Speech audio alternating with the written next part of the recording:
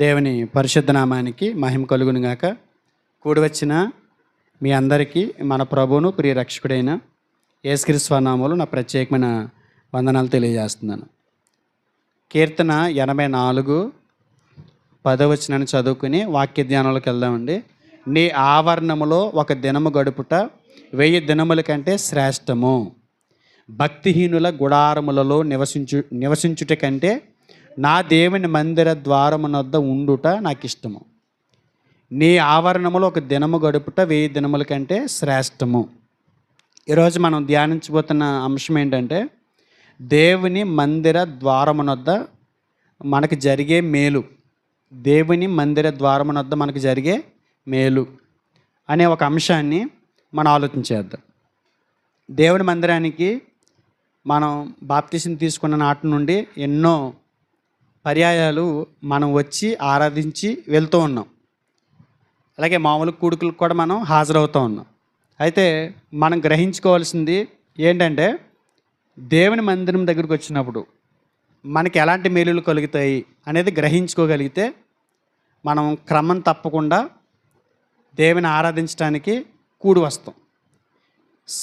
దేవుని మందిరము అని అంటే పాత నిబంధనలో రాతి కట్టడం అయితే, కొత్త నిబంధనలో ప్రజల యొక్క సముదాయం ఆత్మ సంబంధమైన రాళ్ల వలె దేవునికి ఒక మందిరంగా ఉండటానికి మీరు కట్టబడుతున్నారు అన్నాడు. అంటే సంఘమే దేవుని మందిరం, సంఘమే దేవుని ఆలయం. మీరు దేవుని ఆలయమై ఉన్నారని, దేవుని ఆత్మ మీలో నివసించుచున్నాడని మీరు ఎరగరా అన్నప్పుడు, ఆలయం అనగా ఎవరు? సంఘం, స్థానిక సంఘం. స్థానిక సంఘం ఎక్కడైతే కూడుకుని దేవుని ఆరాధిస్తున్నారో ఆ స్థలాన్ని మందిరమని బైబిల్ మాట్లాడుతుంది.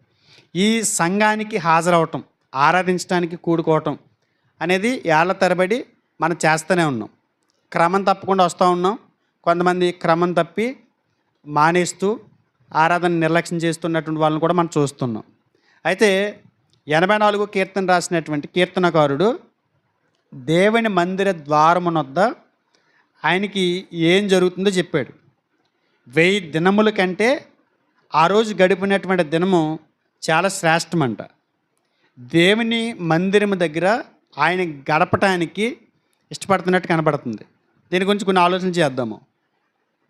మనం ఆరాధనను నిర్లక్ష్యం చేయకూడదు అనేది ఈ పాఠం యొక్క ముఖ్య ఉద్దేశం. ఆరాధనకి మానకూడదు. ప్రభు దినాన కూడుకుని దేవుని మహింపరచాలి, ఆత్మతో సత్యంతో ఆయన ఆరాధించాలి అనేది ప్రతి క్రైస్తవుడు ఎరిగినటువంటి సత్యమే.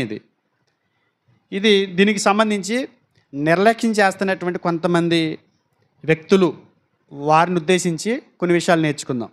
తర్వాత కంటిన్యూగా వస్తున్నటువంటి వ్యక్తులు కూడా చేయాల్సినటువంటి పాటించాల్సినటువంటి మందిరములో పొందుకునేటువంటి కొన్ని మేలులు వారు కూడా గ్రహించటం అనేది చాలా ప్రాముఖ్యం. మానేటువంటి వాళ్ళకి, క్రమం తప్పకుండా వచ్చేటటువంటి వాళ్ళకి కూడా ఇందులోంచి పాఠాలు మనం నేర్చుకోవాల్సిన వారమే ఉన్నాం. దేవుని మందిరాన్ని అంటే దేవుని మందిర ద్వారం దగ్గర, దేవుని మందిరంలోకి వచ్చిన తర్వాత ఎలాంటి మేలులు మనం పొందుకుంటాం అని తెలిసిన తర్వాత మనం ఆ మందిరాన్ని విడిచిపెట్టాం. అందుకే కీర్తనకారుడు 84 కీర్తనలు మాట్లాడితే ఏమన్నాడు? 84:3 మాట చెప్పిన తర్వాత నేను ముందుకు వెళ్తా. సైన్యములకు అధిపతి వగు యెహోవా నా రాజా నా దేవా, నీ బలిపీఠమునొద్దనే పిచ్చుకులకు నివాసము దొరికెను. నీ బలిపీఠమునొద్దనే పిచ్చుకులకు ఏం దొరికింది? నివాసము దొరికెను. పిల్లలు పెట్టుటకు వానకోవిలకు గూటి స్థలము దొరికెను.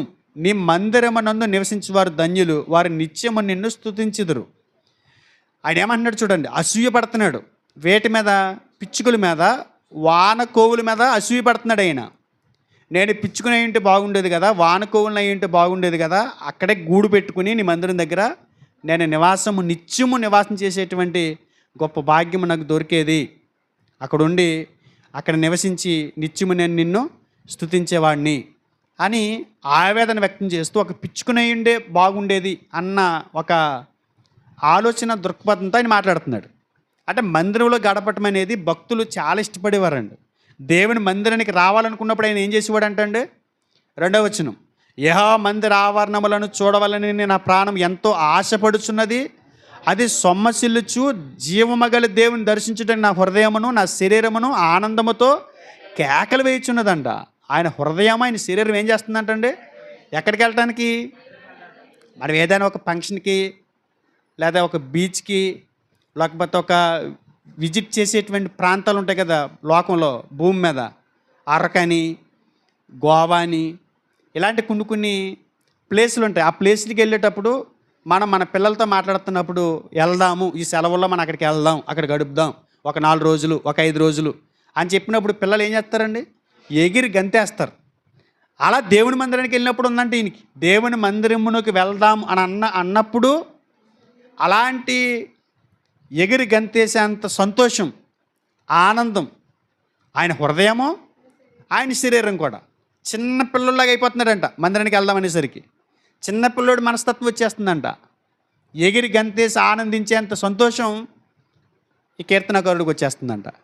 కానీ మన పరిస్థితులు ఎలా ఉన్నాయన్నది ఎవరో మీకు చెప్పాల్సిన అవసరం లేదు. ఎవరో వచ్చి నాకు చెప్పాల్సిన అవసరం లేదు. మనకు మనస్సాక్షి అనేది ఒకటి ఉంది. మన మనస్సాక్షి వాత వేయబడింది కాదు. మన మనస్సాక్షికి మనకే తెలుసు. మన మనస్సాక్షి చాలా సందర్భాల్లో మందిరాన్ని నిర్లక్ష్యం చేసినప్పుడు మనతో మాట్లాడింది. కనుక ఈ విషయాలు మనసుని పెట్టండి. కొన్ని చారిత్రాత్మకంగా, ఆత్మీయంగా అన్వయించుకుంటూ కొన్ని సంగతులు ఆలోచించేద్దాం.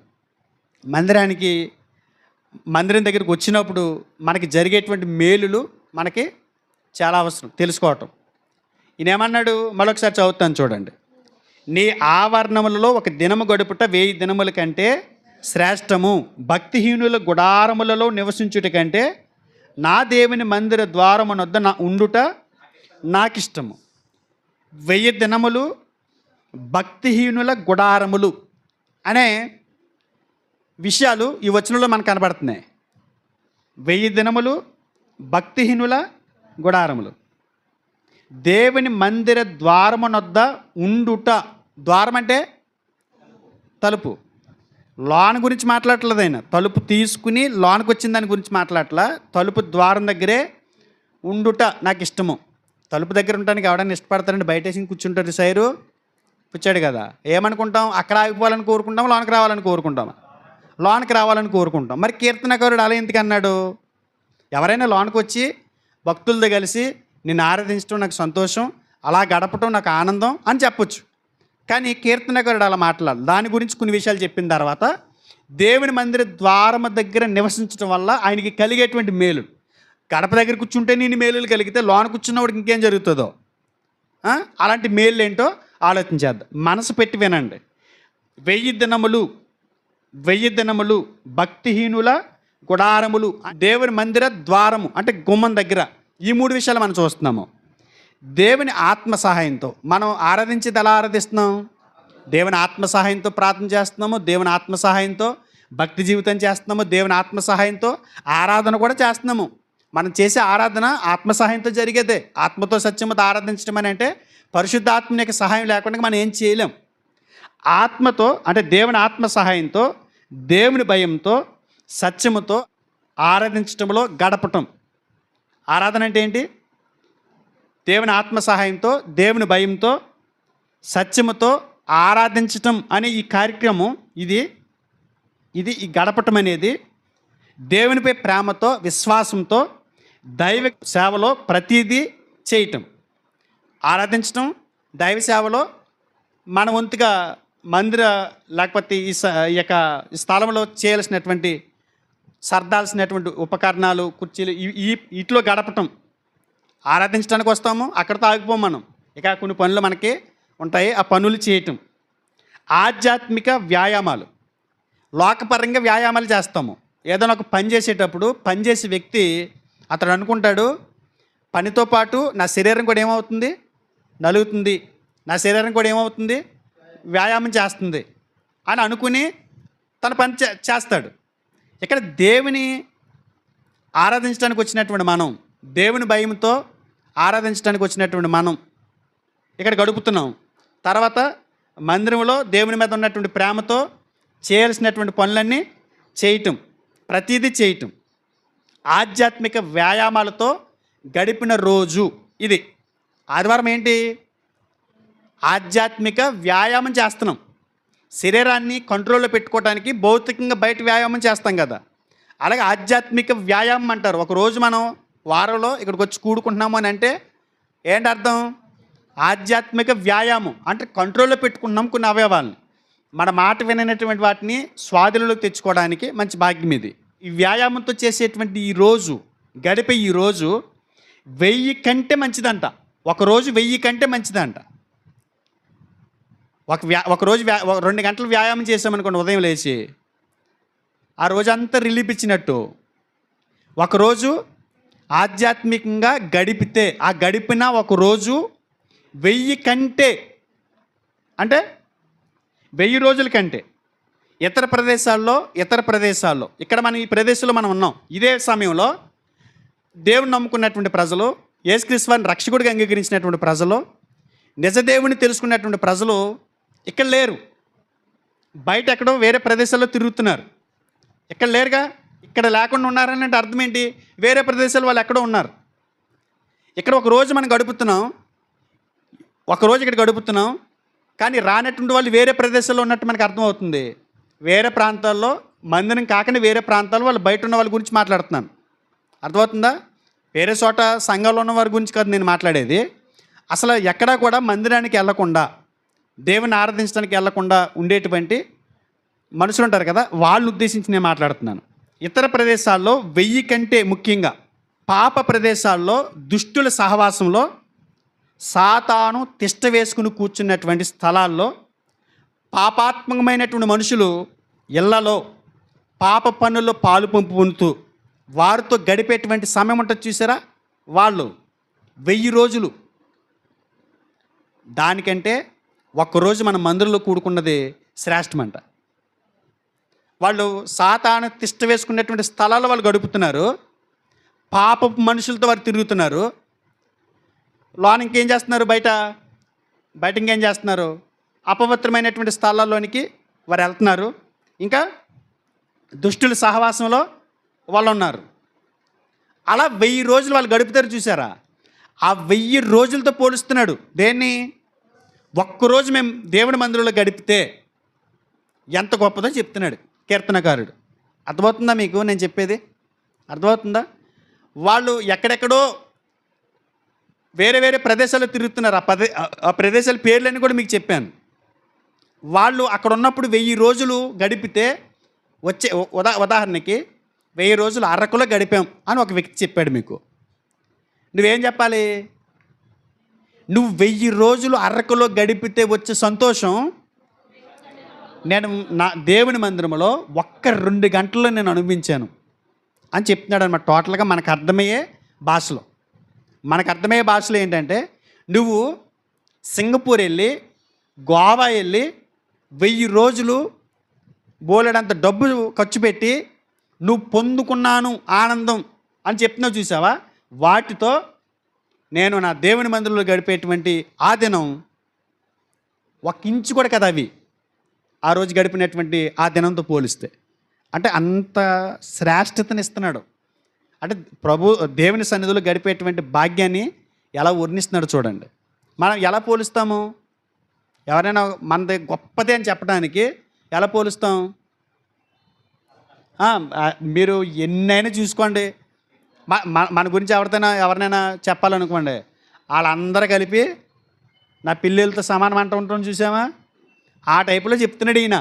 అరే మీరు అక్కడ పొందేటువంటి ఆనందం నేను ఎప్పుడు పొందుతాను? దేవుని మందిరంలో 1 రోజు 2 గంటలు, అది కూడా 2 గంటలే ఉంటాం. రోజంతా ఉంటామా? రోజంతా ఉంటాం కదండి. 1 రోజు ఉంటాం. 1 రోజు దేవుని మందిరంలో గడుపుతాం. దీంతో పోలుస్తున్నాడండి ఆయన. నా దేవుని మందిర ద్వారమునొద్ద ఉండుట, నా దేవుని మందిర ద్వారమునొద్ద ఉండుట. ఇది హెబ్రీ బైబిల్లో రాయబడినటువంటి విధానం ఏంటంటే, మన తెలుగు బైబిల్లో రాసింది ఇది. మన తెలుగు బైబిల్లో రాసింది ఏంటి? నా దేవుని మందిర ద్వారమునొద్ద ఉండుట నాకు ఇష్టమని మన తెలుగు బైబిల్లో తర్జుమా చేయబడింది. హెబ్రీ బైబిల్లో డైరెక్ట్గా తర్జుమా చేయాలంటే అక్కడ రాయబడిన విషయం ఏంటంటే, నా దేవుని మందిరంలో ద్వారపాలకుడిగా ఉండుట నాకు ఇష్టం అని కీర్తనకారుడు మాట్లాడుతున్నాడు. ఎక్కడుంటే ద్వారపాలకుడిగా ఉంటే నాకు ఇష్టం అంటున్నాడు. 2 విషయాలు అయినాయి. ఒకటి 1000 దినాలంటే ఏంటి చూసాం. 2 భక్తిహీనుల గుడారాలు. భక్తిహీనుల గుడారాలంటే అవేంటో కూడా చూసాం. అంటే నేను పూర్తి వివరణ అట్లా నేను ముందుకు వెళ్ళాలి కాబట్టి మన టాపిక్ ఏంటంటే దేవుని మందిరంలో మనకి ఎలాంటి మేలులు జరుగుతాయి అన్నది, వస్తే ఎలాంటి మేలులు పొందుకుంటాం అన్నది మనకు తెలియాలి కాబట్టి నేను షార్ట్ చేసుకుంటూ వెళ్తున్నాను. ఇప్పుడు నా దేవుని మందిర ద్వారము నొద్ద ఉండుట, అది హెబ్రీ బైబిల్ ఏముంది? నా దేవుని మందిర ద్వారము దగ్గర ద్వారపాలకుడిగా ఉంటే నాకు ఇష్టం. దీని గురించి కొన్ని విషయాలు చూద్దాం. నిజంగా మన ప్రశ్న రేట్ చేసాం. లోనికి రావాలని కోరుకుంటాడు కానీ ఎవరైనా బయట ఉండాలని ఎవడు కోరుకోడు కదా. ఆ తలుపు దగ్గర ఆ గడపంచుల దగ్గర కూర్చోవాలని ఎవడు కోరుకోడు కదా. ఇలా కోరుకున్నాడేంటి భక్తుడు అని మనం మాట్లాడతాం కదా. ఇది తెలిసిందనుకోండి, నిజంగా మనం ఆరాధనకి మనసాక్షి అనేది వాతివేయబడకుండా పనిచేస్తే, ప్రాణాపాయ పరిస్థితి వస్తే తప్ప, ప్రాణం మీదకి వస్తే తప్ప మనం దేవుని ఆలయాన్ని విడిచిపెట్టం. దేవుని ఆలయాన్ని విడిచిపెట్టం. దేవుని మందిరం యొక్క విలువని మీరు కోల్పోరు. చూద్దాం ఎందుకు ఇలా మాట్లాడుతున్నాడో. మూడు విషయాలు మనకు కనిపిస్తాయి. ఒకటి ఏంటంటే, ఈ కీర్తన రాసింది ఎవరు? కోరహు కుమారులు అండి. పైన చూడండి, 84వ కీర్తన, ప్రధాన గాయకునికి గిత్తీతను రాగము మీద పాడదగినది. కోరహు కుమారుల కీర్తన. ఎవరి కీర్తన అండి ఇది? కోరహు కుమారుల కీర్తన. ఈ కీర్తన చదివేటప్పుడు ఎవరు రాశారన్నది మనం పరిశీలించాలి. ఎవరు రాశారన్నది ఎందుకు పరిశీలించాలి? అతని స్థితిగతులు, ఆ సిచ్యువేషన్ మనకు తెలిసిందనుకోండి, ఎవరు రాశారు, ఏ పరిస్థితుల్లో రాశారో తెలిసిందనుకోండి, మనకి కీర్తన అర్థమవుతుంది. ఇప్పుడు మనం ఆలోచన చేస్తున్నాము 3 విషయాల్లో. మొదటిది ఏంటంటే, కీర్తన 84తో సంబంధం ఉన్నటువంటి రచయితలు ఎవరంటే కోరహు కుమారులు, కోరహీలు. కోరహు కుమారులు అంటే కోరహీలని. దినవృత్తాంతాలు మొదటి గ్రంథం 9:19 చూడండి. మరియు కోరహు కుమారుడగు యబ్యాసాపునకును పుట్టిన కోరే కుమారుడైన షల్లూమును వాని పితరుని ఇంటివారును వాని సహోదరులకు కోరహీలును సేవా సంబంధమైన పని మీద నుండి గుడారమునకు ద్వారపాలకులై ఉండిరి. కోరహు కుమారులు దేవుని మందిరం యొక్క గుడారాలకు ద్వారపాలకులై ఉన్నారంట. ఏం చెప్తున్నాడు ఇక్కడ? ప్రభు సేవ కోసం కోరహీలు మందిర పనిలో ప్రత్యేకించబడ్డారు. ఆ ప్రత్యేకించబడిన ఆ పని ఏంటి? వాళ్ళకి ద్వారబంధాలను కాపాడేవారిగా, ద్వారపాలకులుగా బాధ్యత వహిస్తున్నారు. ఎవరు? కోరహు కుమారులు. కీర్తన రాసింది ఎవరు? కోరహు కుమారులే కదా. ఆ కోరహు కుమారుడు ఆ కీర్తన రాసేటప్పుడు, కోరహు కుమారుల కీర్తన రచించేటప్పుడు ద్వార బంధం దగ్గర నేను కూర్చుని ఉండి నాకు ఇష్టం అంటున్నాడు కదా. అంటే ఏ స్థితిలో ఉన్నాడు ఇప్పుడు? ద్వారపాలకుడిగా ఉన్నాడు. అక్కడ లోనికి రావటం కాదు, అక్కడుండి అక్కడ ద్వారం దగ్గర నుంచుని వాళ్ళు చేసేటువంటి ఒక పని ఉంది. ఆ పని చూద్దాం మనం ముందుకెళ్దాం. అంటే దేవుని మందిర తలుపులు ఉంటాయి కదా, వాటికి కాపలాగా ఉండేవారంటండి. దినవృత్తాంతాల్లో అందులోనే 26వ అధ్యాయం మొదటి వచనం చూడండి. ద్వారపాలకుల విభాగమును గూర్చినది ఆసాపు కుమారులలో కోరే కుమారుడైన మెషెలెమ్య కోరహు సంతతివాడు. మెషెలెమ్య కోరహు సంతతివాడు. ఏమర్థమవుతుంది? ఈ పని అంతా కూడా కోరహు కుమారులకే అప్పగించబడింది. మందిరం ఇప్పుడు అక్కడ బయట సౌండ్ వస్తుందని చెప్పి సాయిని డోర్ వేసేమ్మా అన్నాను. డోర్ వేసాడు. ఈ పని అనమాట. బయటే ఉండి ఈ ద్వారం దగ్గర పనిచేసేటువంటి ఒక పని కొరకు కోరహు కుమారులు నియమించబడ్డారు. దావీదు గారు రాజుగా ఉన్నప్పుడు, అంటే మందిర ద్వారాలు తెరవటం, మూయటం, దానికి సంబంధించి ఆ పని మీద కేంద్రీకృతమై ఉంది ఇలా వృత్తి అంతా కూడా. ఎవరో? కోరహు కుమారులు. కోరహు కుమారులు దేవుని మందిరం దగ్గర ఉంటారు. ఏం చేస్తుంటారు? వాళ్ళు తలుపేస్తుంటారు, తీస్తుంటారు. అంటే ఎవరికి? ఒక రకంగా మీరు మన పరిభాషలోకి వచ్చి మీరు ఆలోచించండి. గేట్ దగ్గర ఎవరుంటారు? వాచ్మెన్. వాచ్మెన్ గొప్పడా, ఇంటి యజమాని గొప్పడా? ఇట్లే ఇప్పుడు యజమాని గొప్పడు, వాచ్మెన్ గొప్పడా? యజమానే గొప్పడు. ఎందుకంటే అతను గేట్ దగ్గర ఇతను పని చేస్తున్నాడు. ఇప్పుడు అందులో ఆ ఇంట్లోకి పిల్లలు వెళ్తున్నారు అనుకోండి, కారు వచ్చింది, గౌ పరిగెత్తుకొచ్చి వాచ్మెన్ ఏం చేస్తాడు, ఆ గేట్ ఇలా జరుగుతుంది, కారులోనికి వెళ్తుంది, గేట్ వేస్తాడు, అక్కడ నుంచుంటాడు. వాళ్ళు వెళ్తున్నారు, వస్తున్నారు, తండ్రి దగ్గరికి వెళ్తున్నారు, వస్తున్నారు. కానీ ఇక్కడ నించున్న వ్యక్తి ఎవరు? వాచ్మెన్ లెక్క. మీకు అర్థం అవ్వలేదా? దేవుని మందిరం దగ్గర వాచ్మెన్లలో పనిచేస్తున్నారు వాళ్ళు, మనకు అర్థమయ్యే భాషలో. వాచ్మెన్లని వారిని నేను పోల్చకూడదు, కానీ మీకు అర్థమవటం కోసం నేను ఒక మెట్టి దిగి మాట్లాడాల్సి వస్తుంది. అలా వాళ్ళే వాచ్మెన్లు అయితే మనమేమవ్వాలని అనిపిస్తుంది నాకు. అర్థమవుతుందా? అందు గురించి గమ్మని ఎక్కువ భక్తుల గురించి మాట్లాడేటప్పుడు కొద్దిగా వాళ్ళ దగ్గర ఎట్టి మాట్లాడాలంటారు పెద్దలు. అందుకని మీ గురించి కొద్దిగా ఒక మెట్టి దిగి నేను వాళ్ళ గురించి అలా మాట్లాడాల్సి వచ్చింది. అంటే ఈ పని చేయడం కోసం వాళ్ళు అక్కడే ఉండేవారు. అలా నివసించడం వల్ల కలిగే ఆశీర్వాదం గురించి అతడు అనుభవంతో మాట్లాడుతున్నాడు అని కొంతమంది అంటున్నారు. దేవుని మందిర ద్వారమునద్దు ఉండుట నాకు ఇష్టము. ఇప్పుడు మనం ఇక్కడ వచ్చాము, మీరు కూర్చున్నారు, నేను వాక్యం ప్రకటిస్తున్నాను, మీరు వింటున్నారు, ఆరాధించారు, స్తుతించారు, దేవుడు మీరు చేసినటువంటి ఘనకార్యాలన్నీ కూడా స్మరించారు, ఇవన్నీ జరుగుతున్నాయి. ఇప్పుడు అక్కడ బయట కూర్చున్నాడు అతడు. మనం ధన్యులమా, అతను ధన్యుడా? లోపల ఉన్న వాళ్ళు ధన్యులు అవుతారు. ఇప్పుడు ఆయన ఏమంటున్నాడు మరి? నేను ధన్యుడిని అంటున్నాడు. అంటే అర్థం మీరు ఒకసారి ఊహించుకోండి.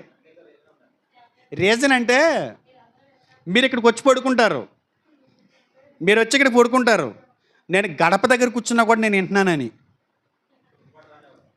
నేను స్తుతిస్తున్నానని, కనీసం గడప దగ్గర కూర్చుని ఆరాధించగలిగే, స్తుతించగలిగే, ఆయన మాటలు వినగలిగే ఆ గొప్ప భాగ్యం నాకు దొరికింది అని ఆయన మాట్లాడుతున్నట్టుంది. లోన కూర్చున్నవాడికి ఏం తెలియదండి విలువ. ఆయన అంటాడు, లోనకే వెళ్ళకపోవటం మాట పక్కన పెట్టేసేయండి, నేను ఆ గడప దగ్గర కూర్చుని ద్వారపాలకుడిగా కూర్చున్నా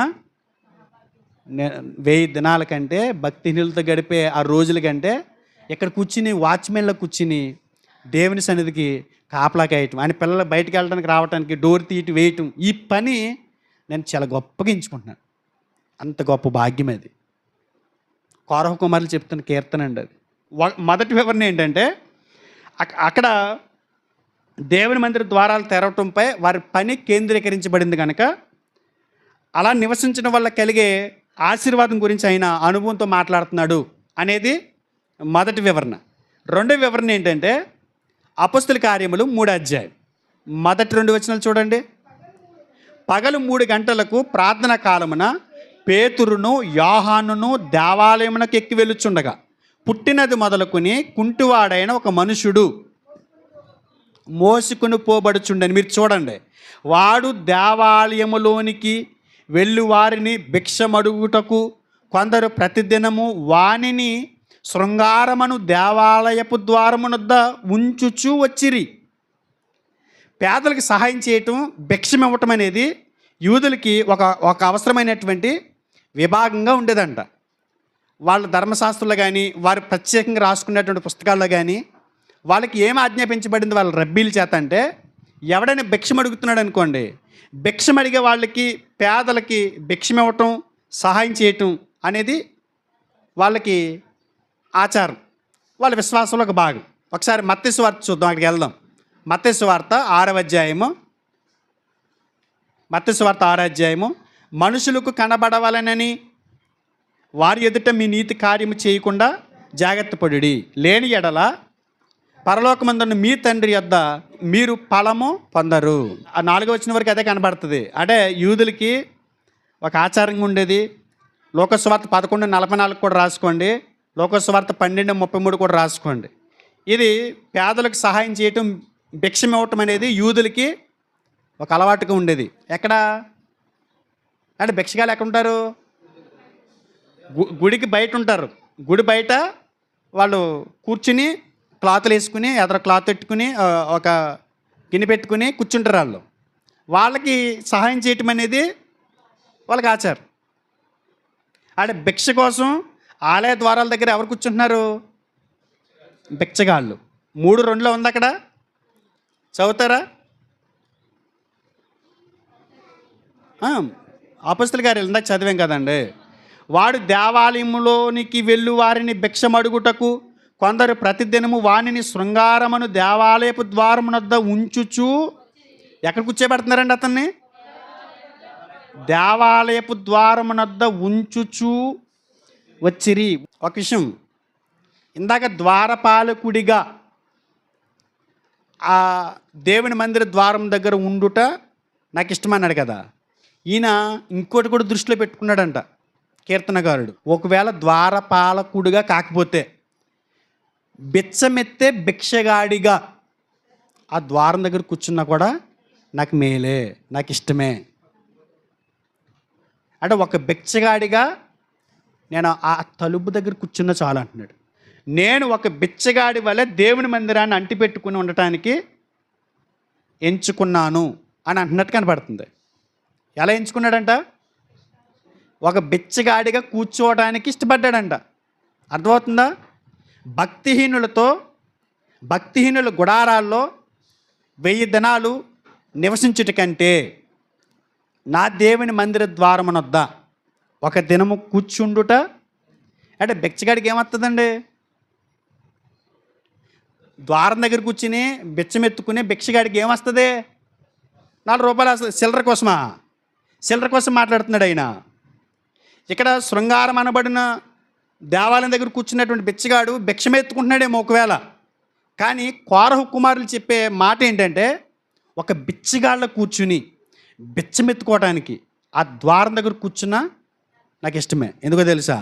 ఆ బిచ్చమెత్తుకుంటున్నానన్న వంకతో దేవుని స్తుతిస్తా, దేవుని ఆరాధిస్తా, దేవుడు చెప్పే మాటలు నేను వింటా. అక్కడ కూర్చోవడానికి కూడా నాకు ఇష్టమే. బిచ్చమెత్తుకోవడానికే నేను ఇష్టపడతాను. గోవా బీచ్కి వెళ్ళడానికి నేను ఇష్టపడను, ఎందుకంటే అక్కడ ఆనందం లేదు. బీచ్లకు వెళ్తే నాకు ఆనందం లేదు. అరకు అక్కడికి వెళ్తే నాకు ఆనందం లేదు. ఫంక్షన్కి వెళ్తే నాకు ఆనందం లేదు. పెళ్ళిళ్ళకి వెళ్తే ఆనందం నాకు లేదు. నా బంధువులతో తిరిగితే నాకు ఆనందం లేదు. ఒక బిచ్చగాడు దేవుని ఆలయ ద్వారం దగ్గర కూర్చుని గడుపుతాడు, చూసారా? అలా గడపటానికని నేను ఇష్టపడతాను. ఎందుకంటే దేవుని మందిర ద్వారం దగ్గర ఒక దినం గడుపుట అలాంటి 1000 దినాల కంటే శ్రేష్టం అని మాట్లాడుతున్నాడు. ఇది రెండోది. మొదటిది ఏంటి? ద్వారపాలకుడై ఉన్నాడు కనుక వాచ్మెన్ లాగా తీసి వేసే డోర్లు వేసే వృత్తిలో ఉన్నాడు కాబట్టి, ఆ పనిలో ఉన్నాడు కాబట్టి అది చెప్పుకున్నాడు అనుకుందాం. రెండోది కూడా ఆయన మాట్లాడుతున్నాడు ఏమని? అక్కడ కూర్చుంటే చాలు. అంటే దీంట్లో ఏం కనబడుతుంది మీకు? తగ్గింపు కాదండి. దేవుని మందిరం ఎంత గొప్పదో చెప్తున్నాడు. దాన్ని పోగొట్టుకోకండి. ఆ ఆరాధించే భాగ్యాన్ని మీరు పోగొట్టుకోకండి. ఒక బిచ్చగాళ్ళగా ఆయన మారిపోతాను నేను. అన్ని వదిలేసుకుంటాను నేను. ఒక బిచ్చగాళ్ళకి వెళ్ళి ఆ ద్వారం దగ్గర కూర్చొని బిచ్చమెత్తుకుంటాను. కారణం ఏంటి తెలుసా? నాకు భిక్ష కాదు కావాల్సింది, భిక్ష వేసేవాడు కాదు కావాల్సింది. నాకు దేవుని మందిరం దగ్గర గడిపానా లేదా అన్నది పాయింట్. నాకు కోరహ కుమారులు అదే అంటున్నారు అక్కడ. మీరు ఆలోచించుకోండి. ద్వారబంధానికి సంబంధించి ఇంకొక అంశం కూడా ఉంది ఇందులో. ఆయన కోరహ కుమారులు అని అనగానే దావీదు రాజుగా ఉన్నప్పుడు ఆయన కింద పనిచేసేటువంటి ధర్మశాస్త్రం మీద అవగాహన ఉన్నటువంటి భక్తులు మాట్లాడుతున్నటువంటి కీర్తన ఇది. వాళ్ళకి వాక్యం తెలియకుండా, ధర్మశాస్త్రం తెలియకుండా వాళ్ళు ఏమీ ఉండరు. ఒకసారి నిర్గమకాండం 21వ అధ్యాయం 5, 6. అయితే ఆ దాసుడు, నేను నా యజమానుని, నా భార్యను, నా పిల్లలను ప్రేమించుచున్నాను. దాసుడు ఏమంటున్నాడండి? నేను నా యజమానుని, నా భార్యను, నా పిల్లలను నేను ప్రేమిస్తున్నాను. నేను వారిని విడిచి స్వతంత్రుడినై పోనొల్లనని నిజంగా చెప్పిన ఎడల వాని యజమానుడు దేవుని యొద్దకు వానిని తీసుకుని రావాలని, మరి వాని యజమానుడు తలుపునొద్దకైనను ద్వారబంధమునొద్దకైనను వాని తోడుకుని పోయి వాని చెవిని కుదురుతో గుచ్చవలను. తర్వాత వాడు నిరంతరం వానికి దాసుడై ఉండును. అంటే తన యజమాని ఇంటి ద్వారబంధానికి స్థిరంగా అంటి పెట్టుకుని ఉండటానికి ఎవడైతే ఇష్టపడతాడో. ఒక దాసుడు వచ్చాడండి. ఆ దాసుడు అంటున్నాడు, నా యజమానిని కానీ నా భార్యను, నా పిల్లల్ని నేను ప్రేమిస్తున్నాను. నా భార్యని, నా పిల్లల్ని నేను ఎలా ప్రేమిస్తున్నానో నా యజమానిని కూడా నేను అలాగే ప్రేమిస్తున్నాను. నా యజమానుని నేను వదులుకోలేను. ఆయన యజమాని, నేను ఆయనకి దాసుణ్ణి. మరి ఏం చేయాలి? ధర్మశాస్త్రాలు ఇచ్చినటువంటి చట్టం ఏంటంటే, ఎవడైనా యజమానికి దాసుడిగా పనిచేయాలని అనుకుంటే నిరంతరము ఆయన సేవలోనే తరించాలి, ఆయన సేవే చేయాలి, ఆయన కొరకే నేను బ్రతకాలి అని అనుకునేటువంటి వ్యక్తి తీర్మానించుకున్న తర్వాత ఆ వ్యక్తిని తీసుకెళ్ళి అంటండి దేవుని మందిర ద్వారం దగ్గరికి తీసుకెళ్ళి కుదురుతో చెవి కుడతారంట. ఈ చెవికి ఇక్కడ కుడతామంటే చెవి కుట్టించామంటారు కదా పిల్లలకి, చెవి కుట్టించామంటే బెజ్జం పెట్టారైనా, బెజ్జంతో పాటు ఇంకేమైనా పెడతారా? వాళ్ళేదో ఊస చూడతారు కదండి. ఈ దాసుడికి కూడా ఒక సింబల్ వేసి ఆ యజమాని యొక్క ఫోటో వేసి ఇక్కడ చెవికి కుదురు కుట్టువారంటండి. దేనికి అనుకుంటున్నారు? అది తన యజమాని ఇంట్లో కొనసాగాలని, ఎప్పటికీ సేవ చేయాలి అని అనుకునే సేవకుడికి అది సింబల్ అంట, ఒక దాసుడిగా. అంటే ఇది కుట్టించడం అనేది ఎక్కడ జరిగేది? దేవుని ఆలయం ద్వారబంధం దగ్గర జరిగేదంటే ఈ ప్రాసెస్ అంతా కూడా. దేవుని మందిరం పాత నిబంధనలు అంతా కూడా మనకిప్పుడు క్రైస్తవేతర మతాల వాళ్ళు చేస్తారు చూసారా, గుడి దగ్గరికి వెళ్ళినప్పుడు ఈ కార్యక్రమాలన్నీ అలాంటివే ఉన్నట్టుండి. అలాగే ఇక్కడ తీసుకెళ్ళి ఏం చేసేవారు? ఆ పవిత్ర స్థలం యొక్క ద్వారం దగ్గరికి తీసుకెళ్ళి చెవి కుట్టువారంట. ఎందుకని? అక్కడ తీర్మానం, ద్వారం దగ్గర కూర్చుని తీర్మానం. ఆ చెవి కుట్టించుకునే టైం ఉంటుంది చూసారా, ఆ టైం నేను దేవుని మందిరం దగ్గర గడుపుతాను, నిరంతరం నేను ఆయన సేవలో ఉంటాను అని ఒక తీర్మానం చేసుకునేటువంటి ఆ పద్ధతిని కీర్తనకారుడు ఇక్కడ మాట్లాడుతున్నాడు. 84వ కీర్తనకారుడు ఏమని చెప్తున్నాడు అని అంటే, నా యజమాని యొక్క యాజమాన్యానికి చిహ్నంగా నేను చెవు పొడిపించుకోవడానికి ఆ ద్వారబంధం దగ్గర కూర్చుని జరిగే ఆ కార్యక్రమానికి నేను ఇష్టపడుతున్నాను. ఆ టైం ఎంత టైం ఉంటుంది?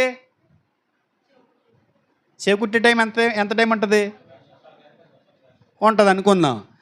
1000 దినాల కంటే అదే శ్రేష్టం. ఎందుకంటే ఆ సమయం ఎంత గొప్పదో. నేను ఒక దాసుడిగా ఆయనకి ఉండిపోవాలని ఉంది, ఆ ద్వారబంధం దగ్గర ఆ తీర్మానం నేను చేసుకోవాలని ఉంది అన్నట్టుగా మాట్లాడుతున్నా. ఈ 3 విషయాలు విన్న తర్వాత మీకు ఏమర్థమవుతుంది? ఈ 3 విషయాల తర్వాత మీకు ఏమనిపిస్తుంది?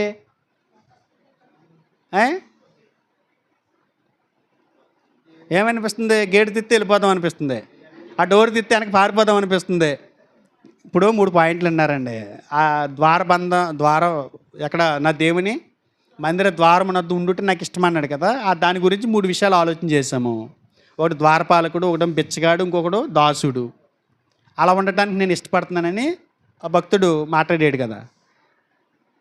ఇది విన్న తర్వాత మీకు ఏమనిపిస్తుంది అన్న? ఇంపార్టెంట్ ఇచ్చారు కానీ ద్వారానికి బయట ఉన్నారండి వాళ్ళు. ద్వారానికి బయట జరిగిన సిచ్యువేషన్లు ఇవన్నీ. మరి నీకేమర్థమైంది? నువ్వు లోనకు వచ్చేసావు, నువ్వు లోన ఉన్నావు. అసలు లోన ఉన్నవాడు ఎలా ఉండాలి?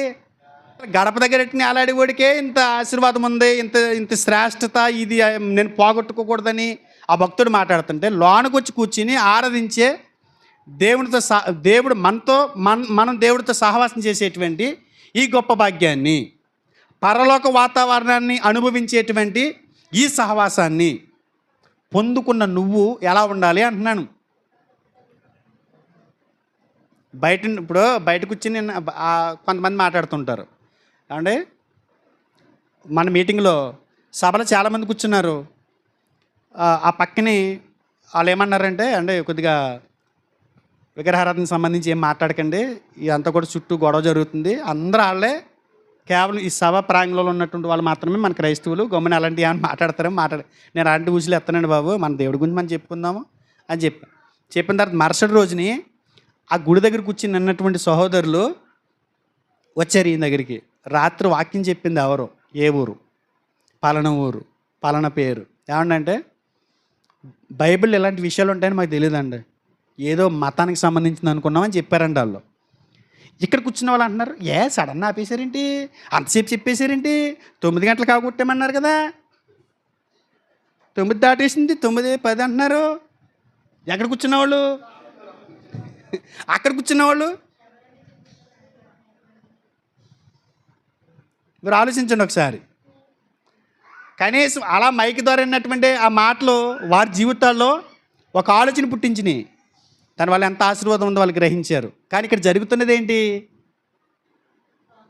లోన కూర్చున్నవాడికి ఏం తెలియట్లా, మందిరం విలువ అర్థం కావట్లా, దేవుని మందిరం వద్ద ఏం మేలులు జరుగుతాయి అన్నది గ్రహించలేకపోతున్నారు. ఇప్పుడు ఇంతకీ లోనకు వచ్చే అర్హత మనకు వచ్చిందా?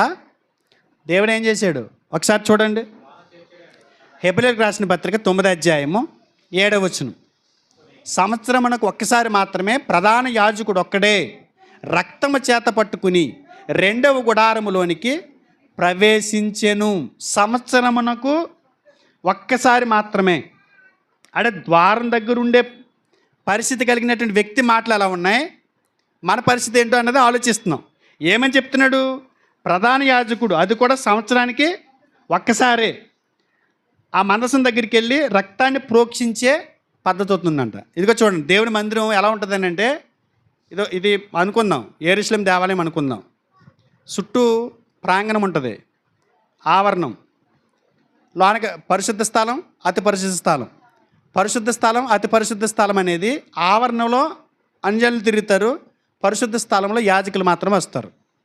అతి పరిశుద్ధ స్థలంలోనికి రావడానికి ఎవరికి అధికారం లేదు. ఎవరు వచ్చేవాడు? ప్రధాన యాజకుడు వచ్చేవాడు. ప్రధాన యాజకుడు కూడా ఎలా వచ్చేవాడు తెలుసా? సంవత్సరానికి ఒకసారి.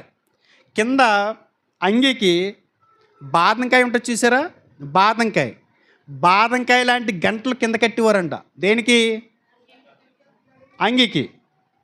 కింద టింగ్ టింగ్ టింగ్ అంటుండేదంట, నడుస్తుంటే టింగ్ టింగ్ అని కొట్టుకునేదంట. నడానికి తాడు కట్టేవారంట. తాడు, పగ్గం. ఇప్పుడు కొంతమంది కట్టుకుంటున్నారు చూసారు పగ్గం, కొన్ని సంవత్సరాలు కట్టుకుంటారు, ఇంత నల్ల పగ్గం కట్టుకుంటారు. ఏది ఏంటి ఆ పగ్గం గురించి ఏంటి మరి తెలియదు, కానీ వాళ్ళ ఆచారం ఏంటి తెలియదు. కానీ ప్రధాన యాజకుడు సంవత్సరానికి ఒకసారే అతి పరిశుద్ధ స్థలంలోనికి ప్రవేశించి మందసం చుట్టూ రక్తాన్ని ప్రోక్షించడానికి వెళ్ళేవాడంట. ఆ రక్తం ప్రోక్షిస్తున్నప్పుడు ఆ మందసం పెట్టి చుట్టూ తిరుగుతారు కదా, టింగ్ టింగ్ టింగ్. పరిశుద్ధ స్థలంలో ఉన్నవాడు అలా అయినవాడట. టింగ్ టింగ్ మన ఆగిందనుకోండి లాగేసేవారంట. అంటే ఈ మందసానికి తగిలేడు చచ్చాడని. అంత భయంకరంగా ఉండేదంట అతి పరిశుద్ధ స్థల పరిస్థితులు అక్కడ. ఎంత భయానకమంటే చాలా ప్రమాదం. అంటే అతి పరిశుద్ధ స్థలంలోనికి వెళ్ళడానికి ఎవ్వరూ హక్కు పొందుకోలే. అంత పవిత్రమైన స్థలం అది. ఆ స్థలంలోకి వెళ్తే చస్తారు. ఏమాత్రం తగలకుండా వాటిని తగిలామనుకోండి అక్కడికక్కడే చనిపోతారు. అందుకొచ్చి ఆ గంట మోగట్లేదు అనుకోండి తాడెట్టి బయటికి లాగేసేవారు, పోయాడు రాని. అది సంవత్సరానికి ఒకసారి జరిగేది. ఎక్కడికి వెళ్ళటానికి? పరిశుద్ధ స్థలంలోనికి వెళ్ళటానికి. కింద చదవండి 6వ వచనం, 9వ అధ్యాయం 6వ వచనం చదవండి. ఇవి ఎలాగూ ఏర్పరచబడినప్పుడు యాజకులు సేవ చేయుచు నిత్యమును ఈ మొదటి గుడారంలోనికి వెళ్ళుదురు గాని. మామూలు యాజకుడైతే కనీసం తెర లోపలికి తొంగి చూసే అవకాశం కూడా లేదంట. 7వ వచనంలో ప్రధాన యాజకుడు వెళ్ళినట్టుంది. 6వ వచనంలో సాధారణమైన యాజకుల గురించి మాట్లాడితే ఏమంటున్నాడు? యాజకులు సేవ చేయుచు నిత్యమును ఈ మొదటి గుడారంలోనికి వెళ్ళుదురు గాని. చూడండి, ఒక మాట చెప్తాను, ఇలా వినండి. దేవుడు భక్తులు పక్కపక్క పోర్షన్లు అద్దుకున్నట్టుండేది. ఎవరెవరు? దేవుడు, భక్తులు. మధ్యలో గోడడ్డు. వెళ్ళటానికి ఉంటుందా? రావటానికి ఉంటుందా? పాత నిబంధనలో భక్తులు మాట్లాడుతున్నారు. దేవుని మందిరం దగ్గరికి వెళ్ళటం అనేటువంటి విషయానికి వచ్చేసరికి ద్వారబంధం దగ్గర కూర్చున్నది మేలు అని ఎందుకన్నారు అనుకుంటున్నారు? అలాంటి అవకాశాలు వాళ్ళకి పెద్దగా దక్కల. దేవుడు అలాంటి నియమాలు వారికి ఇచ్చాడు. ఆయన మందిరాన్ని అనుభవించాలని అంటే ఎలాంటి పరిస్థితులు ఉండాలో ఆయన తెలియజేశాడు. కాబట్టి ఇలా పక్కనే పోర్షన్లో బ్రతికేటువంటి మనల్ని యేసుక్రీస్తు వారు ఏం చేశారు చెప్పనా? 10వ అధ్యాయానికి రండి. 9వ అధ్యాయాలు చెప్పుకొస్తున్నాడు.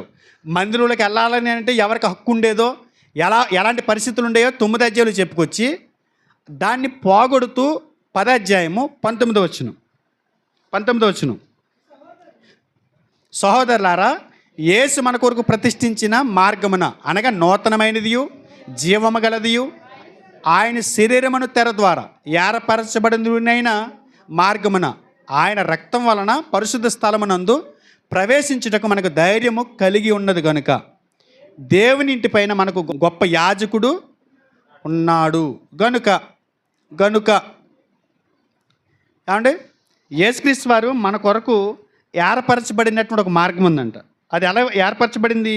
నూతనమైనది జీవము గలదియునైన ఆయన శరీరమును తెర ద్వారా ఏర్పరిచిన మార్గం ద్వారా ఆయన సన్నిధిని ప్రవేశించే మార్గాన్ని ఈరోజు మనకి దేవుడు ఇచ్చాడంట.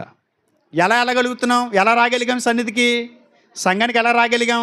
యేసుక్రీస్తు వారు ఆయన శరీరం అనే ఈ తెరని గాయపరచడం ద్వారా, రెండుగా చీలిపోవటం ద్వారా మనం పరిశుద్ధ స్థలం, అతి పరిశుద్ధ స్థలం అనే ఏర్పాట్లు లేకుండా లోనికి ప్రవేశించామంట. ఇది కేవలం యేసుక్రీస్తు వారి శిలువ మీద ప్రాణం పెట్టడం ద్వారా ఈ ప్రవేశం మనకు కలిగిందంట.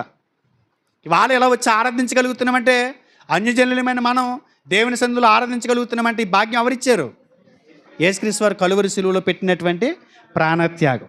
కింద చెప్పాడు చూడండి 21:22, దేవునింటి పైన మనకు గొప్ప యాజకుడు ఉన్నాడు కనుక మనస్సాక్షికి కలమషము తాచుకుండునట్లు ప్రోక్షింపబడిన హృదయములు గలవారమును నిర్మలమైన ఉదకముతో స్నానము చేసిన శరీరములు గలవారమునై ఉండి విశ్వాస విషయంలో సంపూర్ణ నిశ్చయిత కలిగి యథార్థమైన హృదయముతో మనము దేవుని సన్నిధానమునకు చేరుదము. ఎలా చేరుదము దేవుని సన్నిధానానికి? యథార్థమైన హృదయముతో సంపూర్ణ నిశ్చయిత కలిగి విశ్వాస విషయంలో దేవుని సన్నిధానానికి చేరుదము. అంటే క్రీస్తు సంఘంలో దేవుడు తన ప్రజలతో సహవాసం చేసే, సహజీవనం చేసే అవకాశాన్ని నేడు మనకి యేసుక్రీస్తు వారి ద్వారా ఇచ్చాడంట. కోరహు గారు ఆయన ఆనందం ఏంటి? ద్వారం దగ్గర కూర్చునైనా సరే నేను ఉండటానికి ఇష్టపడతాను, భక్తిహీనులు గుడారాలు గడపడానికి నేను ఇష్టపడను. అంటే ఆ మందిరంలో దేవునితో గడిపే ఆ సమయాన్ని అవసరమైతే గడపనట్టుగా నేను ఆలాడతాను తప్ప, ఒక బిచ్చగాళ్ళకి అక్కడ కూర్చుని నేను గడుపుతాను తప్ప, ద్వారపాలకుడిగా అది గేటు తీసి వేసేవాడిగా ఉండి దాన్ని అనుభవిస్తాను తప్ప, ఒక దాసుడిగా ఆ గడిపేటువంటి సమయాన్ని నేను గడుపుతాను తప్ప, భక్తిహీనులు గుడారాల్లో గడిపే ఆ 1000 దినాల సంతోషం దాని ముందు పనికిరావు. అంటే ఎంత గొప్పదో చెప్తున్నాడండి దేవుని మందిరంలో గడిపేటువంటి ఆ భాగ్యం. అర్థమవుతుందా మీకు? ఎక్కడికి వచ్చేసాం మనం? లోపలికి వచ్చేసాం. మళ్ళీ ద్వారం దగ్గర కూర్చొని ఆరాధించమన్నాడు ఆయన. ఎక్కడికి వచ్చాం? మరి ఎందుకు ఆదివారం వారంలో ఒకరోజు దేవుని ఆరాధించడానికి, దేవుని మహింపరచడానికి, దేవుని కీర్తించడానికి ఇలాంటి గొప్ప భాగ్యాన్ని ఇస్తే ఎందుకు మనం ఆ దినాన్ని నిర్లక్ష్యం చేస్తున్నాము? దేవుని మందిర ద్వారం దగ్గర జరిగే మేలుల గురించి నేను మాట్లాడేది ఏంటంటే పాత నిబంధన భక్తులేమో ఆ ద్వారం దగ్గర ఉండి ఆ గడిపే సమయాన్ని శ్రేష్టమని చెప్తుంటే లోనికి వచ్చేసినటువంటి మనం పరిస్థితి ఏంటి అంటున్నా? ఎలా ఉంది? ఎలా ఉన్నాయి మన జీవితాలు? మన ఆధ్యాత్మిక జీవితం ఎలా ఉంది? దేవుణ్ణి ఆరాధించేటువంటి ఈ క్రమం ఎలా ఉంది? ఆదివారం దేవుణ్ణి ఆరాధించడానికి వచ్చేటువంటి సమయాన్ని మనం ఎలా ఇస్తున్నాం? నాకు తెలియక అడుగుతున్నాను, ఎందుకు ఆదివారం మానేస్తారు కొంతమంది? దీని విలువ తెలియక. ఇక బైబిల్ అని చెప్పింది వాటి గురించి ఎందుకు మానేస్తారో? బైబిల్ అని చెప్పిందా ఎందుకు ఆదివారం ఆరాధించడానికి, సహవాసానికి రాలేకపోతున్నారో చెప్పిందా?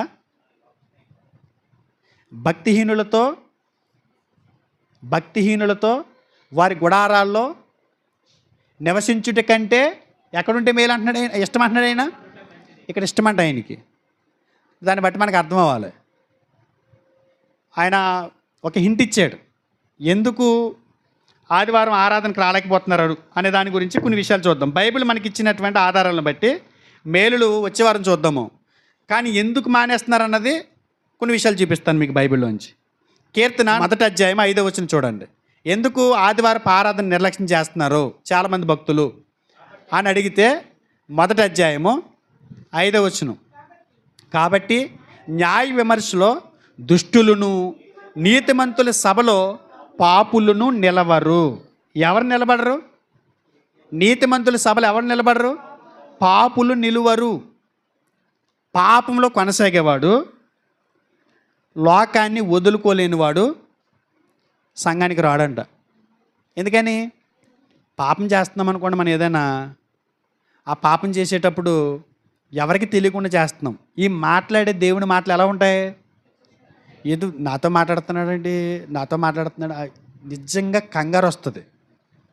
గతంలో నేను విశ్వాసగా ఉన్నప్పుడు, అర్రకొర విశ్వాసగా ఉన్నప్పుడు, నామకార్థ విశ్వాసగా ఉన్నప్పుడు మందిరానికి వెళ్ళేటప్పుడు అలాగే అనికినివ్వండి. నిజంగా గుండెలు గుప్పుల్లో పెట్టుకుని వెళ్ళేవాడిని. ఏం తిడతాడో, ఏమంటాడో, ఏ వాక్యం మాట్లాడుతుందో మనమేమో చూస్తే ఇలా ఉన్నాం. టెన్షన్ కింద ఉండేది. మళ్ళా కూడా కొంతమంది అలాగ ఉంటున్నారు. ఉండి బలవంతంగా వచ్చి కూర్చుంటున్నారు. వచ్చినా రానట్టే వాళ్ళు. పాపలు కొనసాగేవాడు దేవుని సభలో కూర్చోలేడు, నిలబడలేడు. మొదటి కారణం ఏంటంటే పాపం చేసేవాడు మందిరానికి రాడండి. ఎందుకని? ఆ మాట అతని హృదయాన్ని గాయం చేస్తుంటుంది. కత్తి పోట్లు పొడిచినట్టు పొడుస్తూ ఉంటుంది. హృదయంలో గుచ్చుకుంటాయి.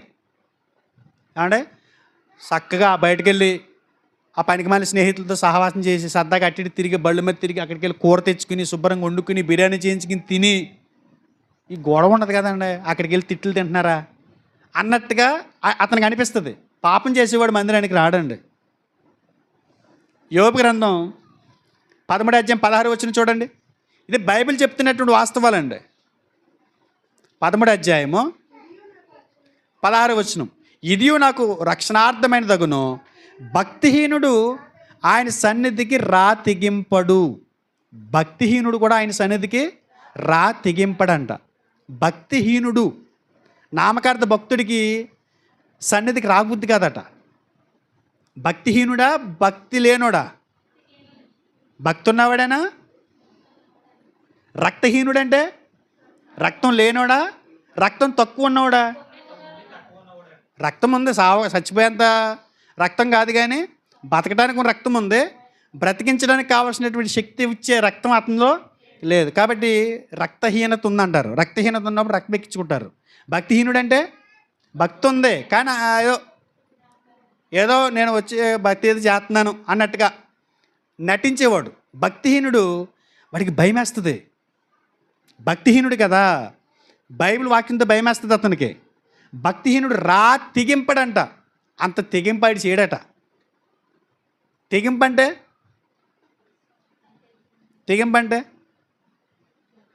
ధైర్యం చేయాలి. ధైర్యం చేయటం అంటే ఏంటి?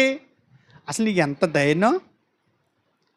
ఎంత ధైర్యం పాపం చేస్తూ వచ్చి సంఘంలో కూర్చొని ఆరాధించేస్తున్నావు అంటే, మనం ఏదైనా పాపం చేస్తూ సన్నిధులు గడుపుతున్నాం అనుకోండి, అది నిజంగా తెగింపే. అందుగురించి వాడు మానేస్తాడు.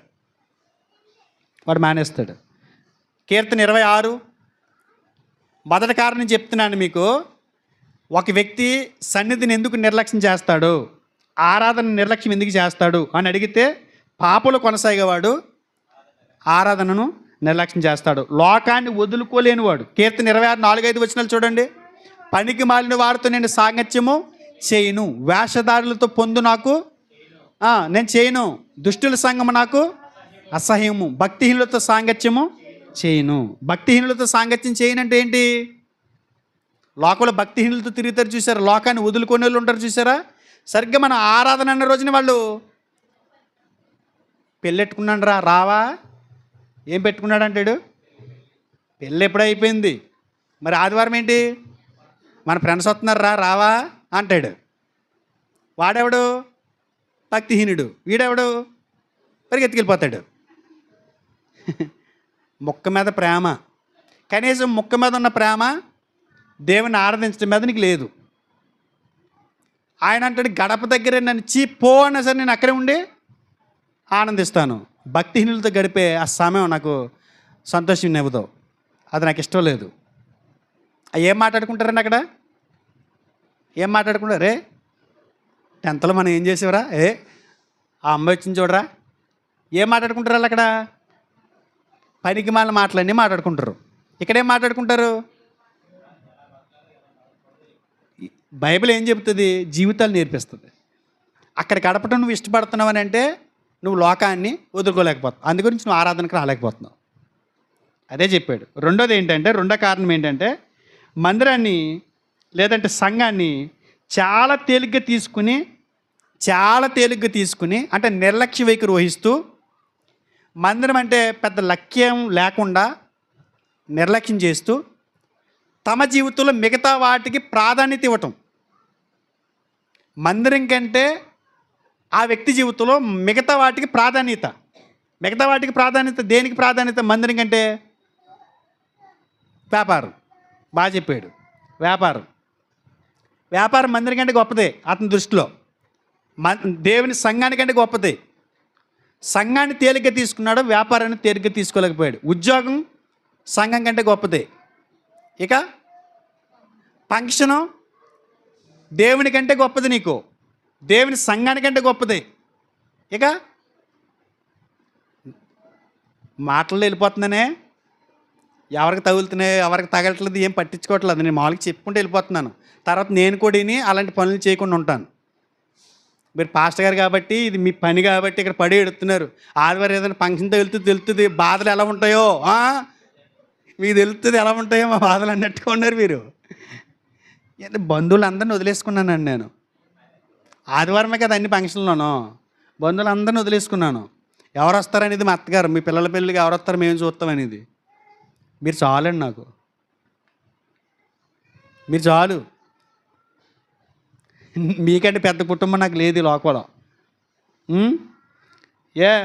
ఇలాంటివన్నీ ఇంకా దౌర్భాగ్యమైన పరిస్థితి ఏంటంటే, బట్టలు ఉతుక్కోవడానికి ఆగిపోయమంటారు. బంధువులు వచ్చారంటే వాళ్ళకి ఉండి పెట్టాలని ఆగిపోయమంటారు. అంటే దేవుని మందిరం కంటే నీ జీవితంలో ప్రాధాన్యమైనవి నీకు ఉన్నాయి. అందుకే నువ్వు మందిరానికి ఏం చెప్పాలి వాళ్ళతోటి? అసలు నువ్వు ఎంత గొప్ప విశ్వాసి ఎప్పుడు తెలుస్తుంది?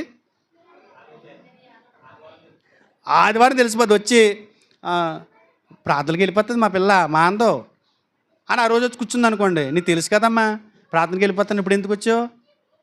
కూర్చో, నేను వచ్చాక వంట చేసి నీకు పెడతాను. అప్పుడు మా పిల్లకి నాకంటే దేవుడే గొప్ప దానికి, అంటే నాకంటే ఎక్కువైపోయిందంటే నీకు మా చర్చ. అప్పుడు తెలుస్తుంది నువ్వేంటో. చూసావా, నేను వెళ్ళానంటే దేవుడికి ఈవిడి ఏముండదు దానికి. దెబ్బకి ఎగరి ఇంట్లో కూర్చుంటుంది.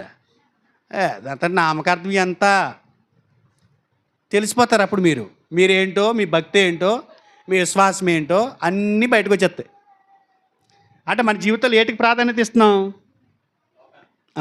దేవుని మందిరానికి రావాలనుకున్న వాళ్ళకి ఖచ్చితంగా రావాలనుకున్న వాళ్ళకి మార్గం దొరికిద్దండి. మానేయాలనుకున్న వాళ్ళకి షాకు దొరికిద్ది. షాకు పరలోకానికి నడిపించదు, మార్గమే పరలోకానికి నడిపిస్తుంది. పనికిరావు మానేస్తే. ఇంత గొప్ప భాగ్యాన్ని మనం పోగొట్టుకోకూడదు. ఒకటి, పాపలో కొనసాగేవాడు లోకాన్ని వదులుకోలేనుడు సంఘానికి రాలేడు. 2, సంఘాన్ని చాలా తేలిగ్గా తీసుకుని మిగతా వాటిని తన జీవితంలో ప్రధానమైనవిగా చూడటం వల్ల సన్నిధికి రాలేడు. 3 ఏంటంటే, కొరింథీ మొదటి పత్రిక 11:22, ఇదేమి అన్నపానములు పుచ్చుకున్నటకు మీకు ఇండ్లు లేవా? దేవుని సంఘమును తిరస్కరించి పేదలను సిగ్గుపరచుదురా? మీతో ఏమి చెప్పుదును? దీనిని గురించి మిమ్మల్ని మెచ్చుదునా? మెచ్చను. దేవుని సంఘమును తిరస్కరించి పేదలను సిగ్గుపరచుదురా అంటే ఏంటంటే, చాలామంది సంఘానికి ఆరాధించడానికి రాకపోవడం కారణం ఏంటంటే, వాళ్ళు సంఘం నేను ఉండగలిగేంత పవిత్రమైంది పరిశుద్ధమైంది కాదు అనుకుని మానేస్తారంట. ఇంతమందిని చూశానండి. మీరు అనుకుంటారు ఎవరున్నారండి అలాంటి వాళ్ళని మీరు అనుకోవచ్చు. కానీ వాళ్ళు ఏమనుకుంటారు తెలుసండి? నిన్న ఒక ఆయన నిన్న మధ్యాహ్నం ఫోన్ చేసి ఏదో టాపిక్ గురించి మాట్లాడుతూ ఒక విషయం చెప్పారండి. వాళ్ళ అబ్బాయి మందిరానికి వెళ్ళొద్దని చెప్పి ఆపేస్తున్నాడంట వాళ్ళ బంధువుల్ని. ఎందుకు అని అడిగాడంట. ఎందుకు అని అడిగాడంట. తిరిగిపోతోళ్ళు తాగుబోతోళ్ళును సంఘం నిండాను మా వాళ్ళు పంపిస్తే పాడైపోతారు అన్నాడంట. అంటే వాళ్ళంటోళ్ళు సంఘాల్లో ఉండటం వల్ల సంఘానికి ఎంత డ్యామేజ్ అవుతుందో మీరు అర్థం చేసుకోవాలి. సంఘం ఎంత డ్యామేజ్ అవుతుందో మీరు అర్థం చేసుకోవాలి. సంఘం పవిత్రమైంది. యేసుక్రీస్తు వారి సంఘాన్ని పవిత్రపరచడం కోసం తన ప్రాణాన్ని పెట్టారు, రక్తాన్ని దారబోసారు. ఇంత పవిత్రపరిచారు సంఘాన్ని. పవిత్రపరచబడినటువంటి సంఘంలో అలాంటి వాళ్ళు ఉన్నారంటే ఇంకంతకంటే దౌర్భాగ్యం లేదు. అది పక్కన పెట్టేసేయండి. ఆయన అంటాడు మందిరానికి వచ్చేలాగా ప్రార్థన చేయండి అని. ఆయన ఏమంటున్నాడు కుర్రాడు? మేము మా ఫ్యామిలీ ఉండగలిగేంత పవిత్రత సంఘానికి లేదు అనుకుంటున్నాడు. ఒక ఉద్యోగస్తుని అనుకోండి, నేను మిగతా వాళ్ళు ఉద్యోగం లేని వాళ్ళు ఉన్నారనుకోండి, వాళ్ళు చూసి ఈ ఉద్యోగస్తులు ఏమనుకుంటాడు? నేను గొప్పవాడిని, వీళ్ళందరూ ఏదో అలగా మనుషుల్లా ఉన్నారు, బట్టలు సరిగ్గా లేవు, మొహాలు సరిగ్గా లేవు, జిడ్డు మొగలు వేసి కూర్చున్నారు అంటే సంఘాన్ని తేలిగ్గా చూడటం. సంఘాన్ని తేలిగ్గా చూసేవాడు రాడు, వచ్చినా దూరంగా కూర్చుంటాడు. ఇది బైబిల్ చెప్తుంది. పేదలను సిగ్గుపరచడానికి సంఘానికి వచ్చారా మీరు? అంటే పేదల్ని సిగ్గుపరిచే పరిస్థితి ఉండేది ఆ రోజుల్లో. అందు గురించి ఆయన ఏమంటున్నాడనంటే, సంఘానికి చాలామంది సంఘంలో మేము ఉండగలిగేంత పవిత్రత లేదని మానేస్తున్నారు. పేదలను సిగ్గుపరచకండి. ఎందుకు మానేస్తున్నారంట?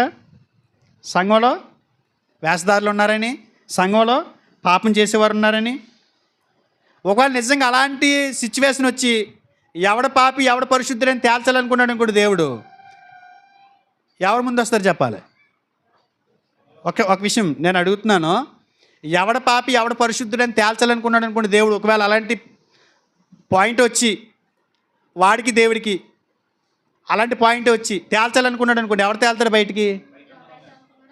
ఎవడైతే సంఘం నేను ఉండగలిగేంత పవిత్రమైనది కాదు అని అనుకున్నాడో వాడు తేలిపోతాడు. ఎందుకంటే సంఘాన్ని పవిత్రపరచడానికి నిర్దోషి, నిష్కల్మషుడు, పాపుల్లో చేరక ప్రత్యేకంగా ఉన్నటువంటి యేసుక్రీస్తు వారికి రక్తం ద్వారా కడగబడినటువంటి పరిశుద్ధులు సమూహం సంఘంలో ఉన్నారు.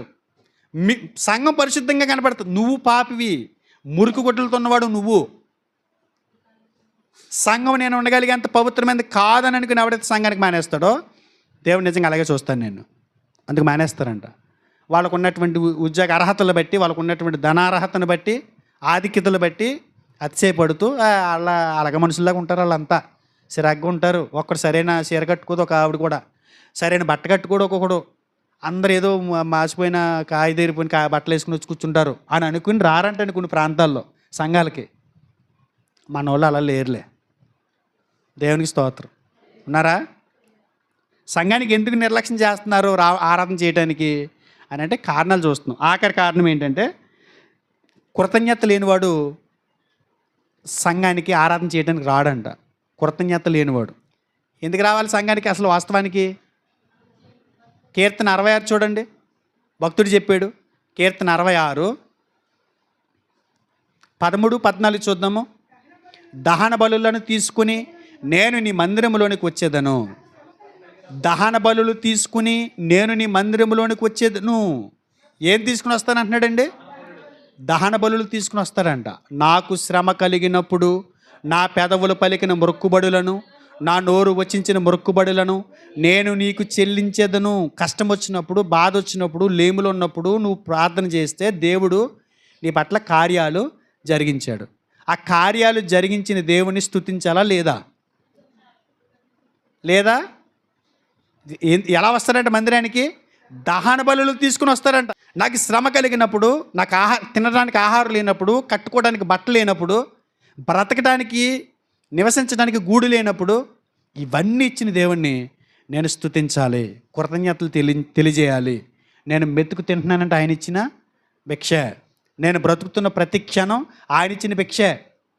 అందుకైనా దేవుని మందిరానికి రావాలి. రావట్లేదంటే కృతజ్ఞత లేదు. నువ్వు అనుకుంటున్నావు ఈ వారమంతా నీ శక్తి బట్టి బతికేశానని. నీకంటే బలవంతులు, నీకంటే భాగ్యవంతులు, నీకంటే ఉన్నతమైన వారు కాలగర్భలో కలిసిపోయారు. ఏ క్షణాన్ని ఏం జరుగుతుందో తెలియట్లా. నువ్వు బ్రతుకున్నామంటే కేవలం ఆయన కృప. నిన్ను బట్టి మేము బ్రతుకుచున్నాము, నిన్ను బట్టి మేము ఉనికి కలిగి ఉన్నాం, నిన్ను బట్టే చలించుచున్నామన్నాడు పౌలు గారు అపోస్తలుల కార్యాలు 17వ అధ్యాయంలో. ఆయన బట్టే మనం బ్రతుకున్నాం. అందుకైనా స్తుతించడానికి మనం రావాలి, కృతజ్ఞతలు తెలియజేయటానికైనా మనం రావాలి. రావాలా లేదా? రావట్లేదంటే నీకు ఏమి లేదు. ఆదివారం ఆరాధన నిర్లక్ష్యం చేసేవాడంట, బొత్తిగా కృతజ్ఞత లేనోడంట. ఎందుకని? వారమంతా ఎలా బతికావు, వారమంతా ఎలా జీవించావు. అంటే మనం బ్రతకడానికి అవసరమైన ప్రతిదీ కూడా డబ్బులు పెట్టి కొనుక్కుంటూ వచ్చేది కాదండి. మీరు చెప్పండి, ఏంటి? గాలి డబ్బు పెట్టి కొనుక్కుంటామా? మన బ్రతకడానికి ఏం అవసరం? గాలి అవసరం, నీళ్ళు అవసరం. నీళ్ళు డబ్బులు పెట్టి కొనుక్కుంటున్నారండి? డబ్బులు పెట్టి కొనుక్కున్న వాళ్ళు పక్కన పెట్టేసేయండి. వాళ్ళు తొందరగా చచ్చిపోతారు డబ్బులు పెట్టి కొనుక్కునే వాళ్ళు. ఎందుకంటే ఫిల్టర్ చేసి అందులో లవణాలన్నీ కూడా పీకేసి ఇస్తున్నారు, కిడ్నీలు పోతున్నాయి. రియల్గా ఆయన ఇచ్చిన వాటరు కాలువలంటే వెళ్ళి ఆ కాలువ వారనంటే పాక్కుంటూ వెళ్తారు చూసారు, వాటరు రాసుకుంటూ వెళ్తారు చూసారా, అందులో ఉన్నటువంటి లవణాలన్నీ కూడా మన ఆరోగ్యానికి చాలా మంచిదంట. అవి ఫిల్టర్ చేసేసి అవి కూడా పీకేసి పెట్టేసి మంచి నీళ్ళని ఇస్తున్నారు మనకి వాటర్ బాటిల్లో పట్టి చచ్చిపోతున్నాం. అది కూడా ఫ్రీగా ఇస్తున్నాడు మనకి, డబ్బు పెట్టి కొనుక్కునేది కాదు. మనం బ్రతకడానికి అవసరమైన ప్రతిదీ కూడా దేవుడే ధారాళంగా మనకి ఇస్తున్నాడు. ఋతువులు మారుస్తున్నాడు. ఆశ్చర్యమేస్తుందండి. రోడ్డు అంటే వెళ్తా ఉండగా టక్మని ప్రమాదాలు జరుగుతున్నాయి చూసారా? రీల్స్లో చూస్తుంటే కంగారు వచ్చేస్తుంది. అప్పుడు దాకా అక్కడ ఉండి అలా ఒక అడుగు ముందుకేసి వెళ్ళిపోయాడు అతను అనుకున్నాడు వెళ్ళిపోయాను అనుకున్నాడు. తర్వాత అతను వెళ్ళిన 5 నిమిషాలకి పెద్ద హోర్డింగ్ అక్కడ పట్టడం. నిజంగా సీసీ కెమెరా అతను చూసుంటే అనుకుని ఉంటాడు, ఒక్క 5 నిమిషాలు నేను ఇక్కడికి ఉంటే చద్దునని. అవి మన కంటికి కనపడతాయా? సీసీ కెమెరాలు కనపడతాయి. సీసీ కెమెరాల్లో రికార్డ్ అయిన పట్టుకొచ్చి రీల్స్లో పెడితే మనకు కనపడతాయి. అలాంటి ప్రమాదాలు ఎన్ని తప్పించుకుని ఉంటాం మనం. ఎవరు తప్పించారు? మనం బతుకున్నామంటే ఎవరు? దానికి కృతజ్ఞతలు తెలియజేయటానికని మనం రావాలి. ఆరాధన నిర్లక్ష్యం చేసేవాడు బొత్తిగా కృతజ్ఞత లేనోడు. ఇంకా ఆఖరిగా మనం చూస్తే కొంతమంది ఎందుకు రావట్లేదు ఆరాధనకని అడిగితే my house is my church అంటున్నాడు. ఏంటంట? ఇంట్లో ఉంటే దేవుడిని ఆరాధించకూడదా? ఇంట్లో అంటే దేవుడే నన్ను ఆరాధించుకో రే నన్ను ఆరాధించరని చెప్పి ఆయన ఇంటికి వెళ్ళాలి. మరి ఈ పెద్ద గొప్ప ఆరాధకుడు కదా, 4 గోళ్ళ మయాన్ని ఒకసారి అలా నొక్కుతాడు, మెసేజ్ వస్తుంది, 2 నిమిషాలు అయిన తర్వాత మళ్ళీ ఇలా నొక్కుతాడు, సినిమా వస్తుంది. అది చూస్తాడు, అన్నీ కలిపి చూస్తుంటాడు. జూమ్లో భక్తి వీళ్ళకి జూమ్లోనే ఇస్తాడు పరలోకం. అరే ఇదిగో చూడు, అదిగో పరలోకం తీసుకో అంటాడు. దేంటి ప్రభువా పరలోకమవా? మరి ఆరాధన ఎక్కడి నుంచి చేసావు? జూమ్లో చేసావు కదా నాకు ఆరాధన, నా మందిరానికి రాలేదు కదా నువ్వు, అదిగో నువ్వు కూడా అక్కడ నుండే పరలోకం తీసేసుకో జూమ్లో అంటాడు. ఇలాంటి పరిస్థితుల మధ్య కీర్తనకారుడు మాట్లాడుతున్నాడు 84:10 నీ ఆవరణములో ఒక దినము గడుపుట 1000 దినముల కంటే శ్రేష్టము. ఆవరణం అంటే ఎక్కడది? బయట. ఇంకొక మెట్టడికి ముందుకేసాను అంటున్నాడు.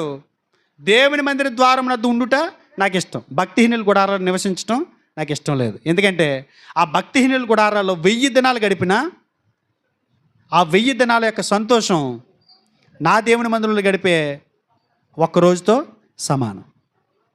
నేను అంటాను, దేవుని మందిరాన్ని నిర్లక్ష్యం చేసేవారు దౌర్భాగ్య స్థితిలో ఉన్నట్టే లెక్క. దేవుని మందిరానికి రావటం నిర్లక్ష్యం చేయకండి. దేవుని మందిరం దగ్గర, దేవుని మందిర ద్వారం దగ్గర కలిగే మేలులు అన్నింటి కాదు, గొప్ప మేలులు ఉన్నాయి. దేవుని చిత్తమైతే వచ్చే వారం వాటి గురించి ఆలోచిద్దాం. అర్థమైంది అనుకుంటున్నాను. మీకు అర్థమైపోయిందా? అర్థమయ్యిందా? సరిగ్గా ఓపట్ల తల. పిల్లలు అంటారు కదా, మీ అమ్మ అంటే ఎంత ఇష్టం అంటే ఏమంటాడు? అంటాడా? ఇలా ఇలా ఇలా ఇలా ఇలా ఇలా వెనక్కి 2 చేతుల దగ్గరికి వచ్చేస్తాయి. ఎంత ఇష్టం అంటే ఎంత ఇష్టమో చెప్పడానికి పిల్లోడు ఆహ్వాలు ఎలా ఉంటాయి? అసలు ఆడు ఇంత అంటే ఆడు ఏదో అనుకుంటున్నాడు. మీరు మందిరానికి మీ వాక్యం అర్థమైందంటే మీరు ఏమనాలి? అసలు చిన్నపిల్లడే అయిపోవాలి మీరు. అర్థమైందంటే రేపటి వారం నుంచి మీకు కనబడితే అన్నట్టు. నిజంగా ఇలా నేను ప్రతిసారి గమనిస్తున్నాను. ఈ మెసేజ్ చెప్పిన మరుసటి వారం 2-3 ఫ్యామిలీలు కనపడతలేదు. అంటే ఏంటి? ప్రార్థన చేసేటప్పుడు చూడండి, మీరు గమనించండి, దేవుడు ఎలా ఉంటాడంటే, ఆయన పరీక్షలు ఎలా ఉంటాయంటే, ప్రభువా నాకు ఓర్పుని ప్రసాదించండి అని ప్రార్థన చేసామనుకో, వెంటనే నీ భార్య వచ్చి ఏయ్ అంటది. ఎప్పుడు ఆనందం అంటది, బ్యాట్మని కొడేసి, ప్రభువా నేను ప్రార్థన చేసిన ఓర్పుని ప్రసాదించమని ఏది ప్రభువా అని నువ్వు అడిగావనుకో, ఎవరే నీకు పంపించాను, నీకు ఓర్పు ఇచ్చాను, నువ్వు పోగొట్టుకున్నావు అంటాడు. అంతేనా? వచ్చే ఆదివారం మంచి ఫంక్షన్ దొరికేద్ది మనకి, పైగా మటన్ బిర్యానీతో దొరికేద్ది, దమ్ బిర్యానీతో. ఇక అసలు దానికి వెళ్దామా దీనికి వెళ్దామా మనకి ఇబ్బంది ఏంటంటే, మత్స్యశాఖలోలాగా 1000 మంది ఉన్నారనుకోండి, అందులో కొట్టుకుపోద్ది. కుటుంబంలాగా కొద్దిమంది ఉంటున్నాం కాబట్టి ఎవరు వచ్చారు ఎవరు ఆడ తెలిసిపోతుంది. అందు గురించి మింగలేక కక్కలేక ఏదో. దయచేసి మీరు ఒక విషయం గుర్తించండి, దేవుని సన్నిధి చాలా ప్రాముఖ్యమైనది. ఆ భాగ్యం అందరికీ రాదు. ఆ భాగ్యం క్రైస్తవులకి ఇచ్చాడు దేవుడు, దాన్ని పోగొట్టుకోకూడదు.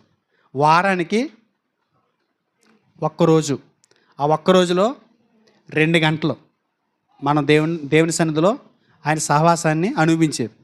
కనుక ఈ విషయాన్ని మనసుని పెట్టండి. దేవుని మందిరం ద్వారం దగ్గర ఎలాంటి మేలులు కలుగుతాయో వచ్చే వారం ఆలోచన చేద్దాం. దేవుని చిత్తం మీద చిన్న ప్రార్థన చేసుకుని మనం ప్రభు వాళ్ళకి వెళ్దామండి.